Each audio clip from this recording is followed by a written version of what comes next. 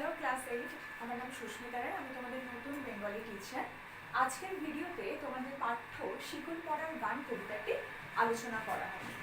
শিকল পড়ার গান কবিতাটি রচনা করেছেন কাজী নজরুল ইসলাম।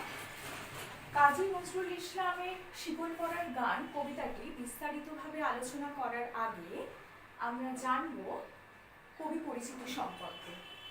কাজী নজরুল ইসলামকে বলা হয় বিদ্রোহী কবি। কাজী নজরুল ইসলাম হলেন বিদ্রোহী কবি। তার জন্ম বর্ধমান জেলার চুরুলিয়া গ্রামে। তিনি একই সঙ্গে দেশে পরাধীন ভারতবর্ষে ইংরেজদের শাসন শোষণের বিরুদ্ধে যে ক্রমাগত লড়াই করেছেন, সেই লড়াইয়ের প্রতিচ্ছবি তার সাহিত্য জীবনে প্রতিফলিত হয়েছে। তিনি যে শুধুমাত্র সাহিত্য রচনা করেছেন তা নয়, একই সঙ্গে তিনি বহু শ্যামাসঙ্গীত, গজল, দেশত্যাবোধক ইত্যাদি গানও রচনা করেছেন। কাজী নজরুল ইসলাম এমন একজন ব্যক্তিত্ব, এমন একজন কবি, যিনি গোটা জীবন ধরে হিন্দু মুসলিমের মধ্যে যে সংঘাত রয়েছে, যে দ্বন্দ্ব রয়েছে, তার অবসান ঘটিয়ে সম্প্রীতির বন্ধন তৈরি করতে চেয়েছে। একই সঙ্গে সমাজে প্রচলিত কুসংস্কার, ভণ্ডামি, ঈর্ষা, হিংসা ইত্যাদির পরিবর্তে তিনি প্রেম, প্রীতি, ভালোবাসার বন্ধন জাগ্রত করতে চেয়েছেন। আমাদের পাঠ্য শিকল পড়ার গান কবিতাটি বিস্তারিতভাবে জানার আগে আমরা জানব কবিতাটি মূল কোন উৎস থেকে বা কাব্যগ্রন্থ থেকে নেওয়া হয়েছে।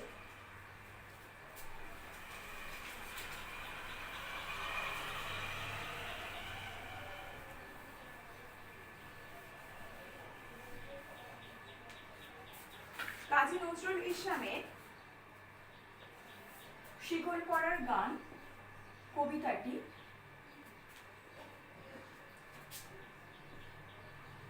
বিশের বাঁশি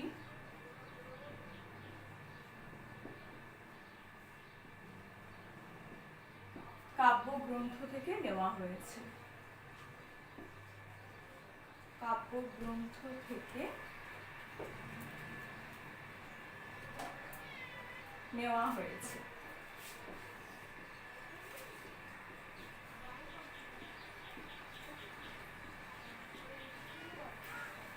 সুতরাং শিকল পড়ার গান কোন কাব্যগ্রন্থ থেকে নেওয়া হয়েছে? শিকল পড়ার গান বিশের বাঁশি কাব্যগ্রন্থ থেকে নেওয়া হয়েছে।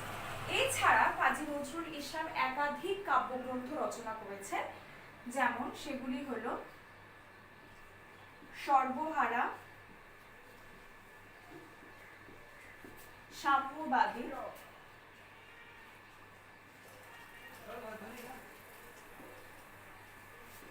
অভিশাপ,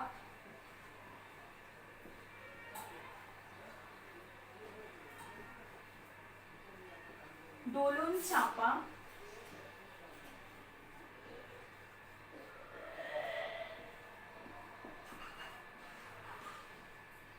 ইত্যাদি। অর্থাৎ কাজী নজরুল ইসলাম একাধিক কাব্যগ্রন্থ রচনা করেছেন, যার মধ্যে উল্লেখযোগ্য কাব্যগ্রন্থ হল সর্বহারা, সাম্যবাদী, অভিশাপ, দোলন চাপা ইত্যাদি। এবং পাঠ্য শিকল পড়ার গান কবিতাটি তার বিশের বাঁশি কাব্যগ্রন্থ থেকে নেওয়া হয়েছে। শিকল পড়ার গান কবিতাটি শুরু করার আগে এর পটভূমি সম্পর্কে যদি বলতে হয়, তাহলে বলা চলে তিনি মূলত পরাধীন ভারতবর্ষে, অর্থাৎ যখন দেশ স্বাধীন হয়নি সেই পরাধীন ভারতবর্ষে ব্রিটিশ সরকার অর্থাৎ ইংরেজরা ভারতবাসীর ওপর শাসনের নামে যে শোষণ অত্যাচার করেছিল, সেই পটভূমিতে রচিত হয়েছে। তাহলে যদি বলা হয় শিকল পড়ার গান কবিতাটির পটভূমি কি, তাহলে শিকল পড়ার গান কবিতাটির পটভূমি হল পরাধীন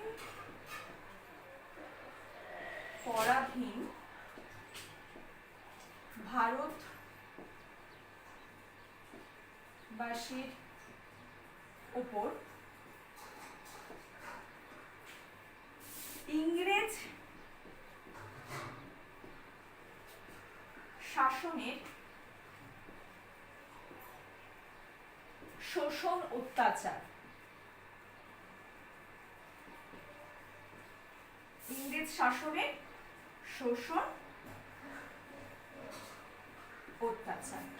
অর্থাৎ শিকল পড়ার গান কবিতাটির মধ্যে কাজী নজরুল ইসলাম দেশ স্বাধীন হবার পূর্বে বা দেশ স্বাধীন হবার আগে পরাধীন ভারতবাসীর ওপর ইংরেজ শাসক তাদের শাসন কার্য চালাবার জন্য যে শোষণ করে, যে অত্যাচার করে, তার কাহিনী নিয়েই রচিত হয়েছে, তার পটভূমিতেই রচিত হয়েছে। একই সঙ্গে তিনি শিকল পরার গান, এখানে যে শিকল কথাটিকে উল্লেখ করেছে তা হলো কাউকে যখন বাঁধা হবে বা কাউকে যখন কোনো বন্ধনে কারাগারে বন্দি করা হবে তখন তাকে শিকলের মাধ্যমে কারাগারে বন্দি করা হবে।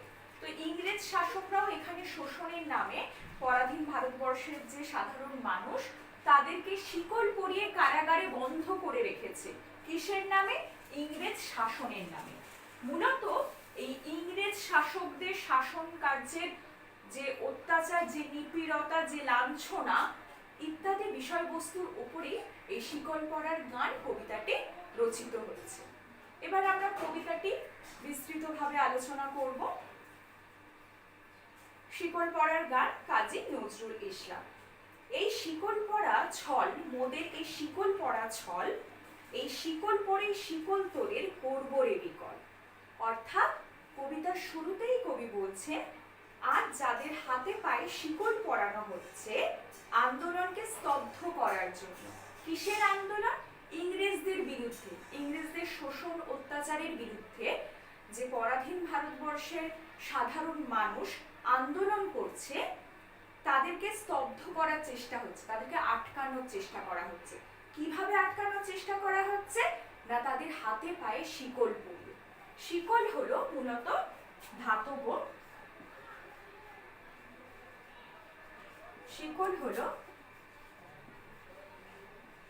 ধাতব বেড়ি।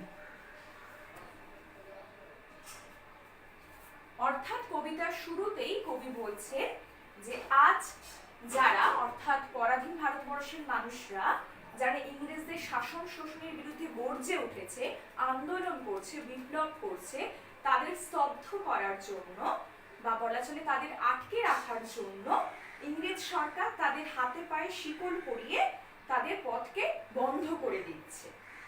কিন্তু দেখা যাচ্ছে যে যাদেরকে শিকল পরানো হলো বা যাদেরকে শিকল পরানো হচ্ছে অর্থাৎ পরাধীন ভারতবর্ষের মানুষদের, তাদেরকে দেখে আরো যারা মানুষ রয়েছে, বিপ্লবী মানুষ রয়েছে, দেশপ্রেমিক মানুষ রয়েছে, তারা আরো বেশি উদ্বুদ্ধ হচ্ছে এবং ইংরেজ সরকার বা ইংরেজ শাসক যে সমস্ত মানুষদেরকে শিকল পরিয়ে কারাগারে বন্ধ করে রাখছে, কারাগারে বন্দি করে রাখছে, সেই সমস্ত বিপ্লবীদের দেখে আরো উদ্বুদ্ধ হয়ে আরো সাধারণ বিপ্লবে এগিয়ে আসছে, বিপ্লবে সক্রিয় ভূমিকা গ্রহণ করছে।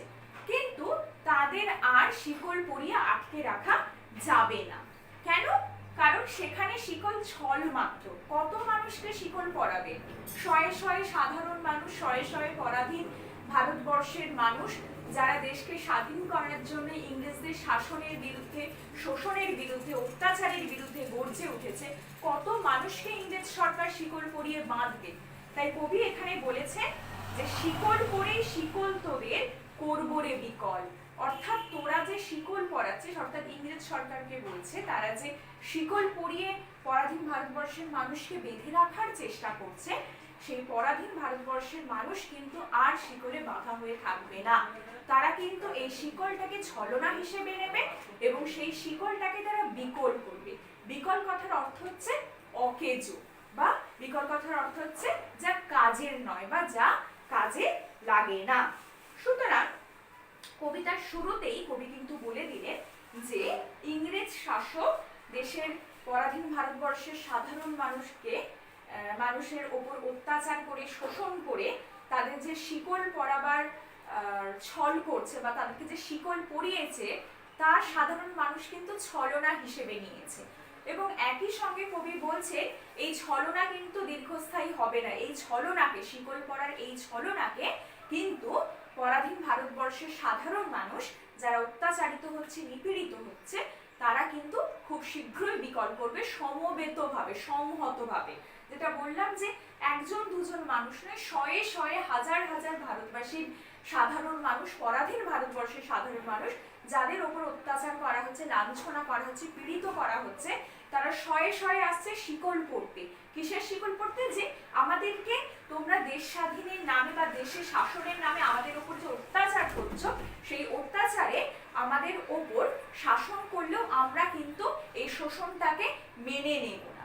অর্থাৎ এই অর্থেই এখানে শিকলটাকে ছলনা বলা হয়েছে এবং শিকলটাকে বলছে তারা বিকল করবে। এই ভিডিওতে এতটাই থাকো। শিকল পরার গান কবিতাটির পরবর্তী অংশ আমরা পরের ভিডিওতে আরো বিস্তারিতভাবে আলোচনা করব।